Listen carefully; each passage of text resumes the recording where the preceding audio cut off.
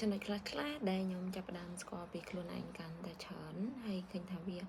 អប្រសើរមែនទែនអ្នកទាំងអស់គ្នានៅពេលដែលយើងចាប់ផ្ដើមស្គាល់ខ្លួនឯងច្រើនជាងមុន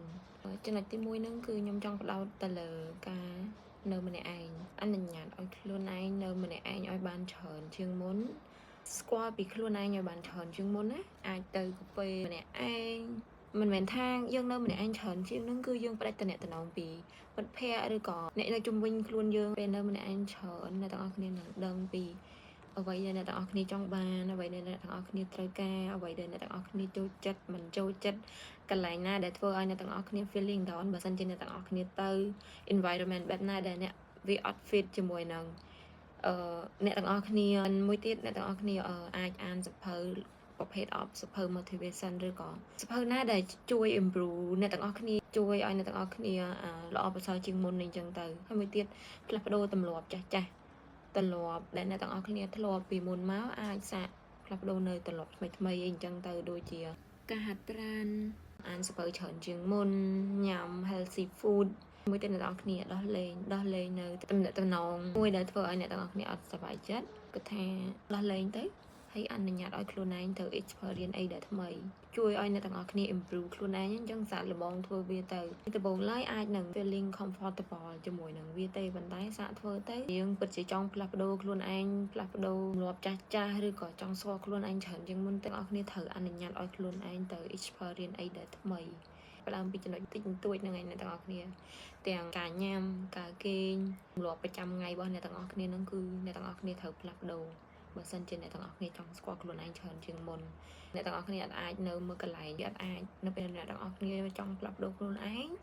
ចង់ស្គាល់ខ្លួនឯងច្រើនជាងមុនត្រូវតម្លាក់ចោលនៅទម្លាប់ចាស់ចោលខ្លះពីអាចមើល podcast YouTube ដែលគេនិយាយពី self improve ឬក៏ធ្វើម៉េចដែលយើងអាចស្គាល់ខ្លួនឯងច្រើនជាងមុនវាល្អមែនតើនៅពេលដែលអ្នកទាំងអស់គ្នាស្គាល់ពីខ្លួនឯងច្រើនស្គាល់តែខ្លួនឯងចង់បានអីត្រូវការអីចូលចិត្តអីមិនចូលចិត្តអីវាធ្វើឲ្យអ្នកទាំងអស់គ្នា feeling better like feeling ដែលយើង enough យើងអត់ទៅ compare ឬក៏ប្រៀបធៀបអីនៅជាមួយខ្លួនយើងឯង proud of ខ្លួនឯងដែលខ្លួនឯងមានប៉ុណ្ណឹងអញ្ចឹងតែ you are the best ហ្នឹង from my own experience yes ខ្ញុំចំណាយពេលនៅម្នាក់ឯងច្រើន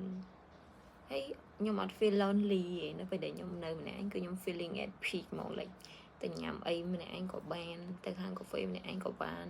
មួយទៀតកាលពីឆ្នាំមុនគឺខ្ញុំបានទៅ solo trip ម្នាក់ឯងទៀត like so new feeling like it's not bad ដល់លេងម្នាក់ឯងអត់មានអីបាក់ផងព្រមថាយើង feel something new like ពីខុសពីយើងទៅមួយពួកម៉ាក់មានគ្នាមានអីចឹងទៅយើងត្រូវភាសាគ្នាទៅញ៉ាំអីឬក៏ប្រកែកគ្នាអីចឹងទៅប៉ុន្តែយើងទៅម្នាក់ឯងហ្នឹងគឺយើងខ្ញុំថា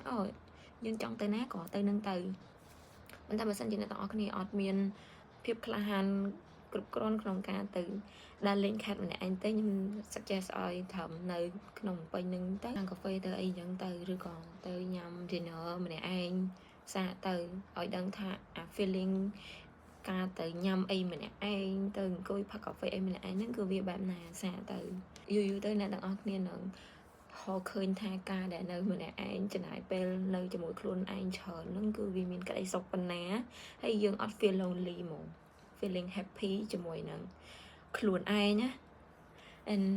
ខ្ញុំមានតែប៉ុណ្្នឹងឯង and sorry អ្នកនរគ្នាខ្ញុំឈឺក yes I hope you guys enjoy it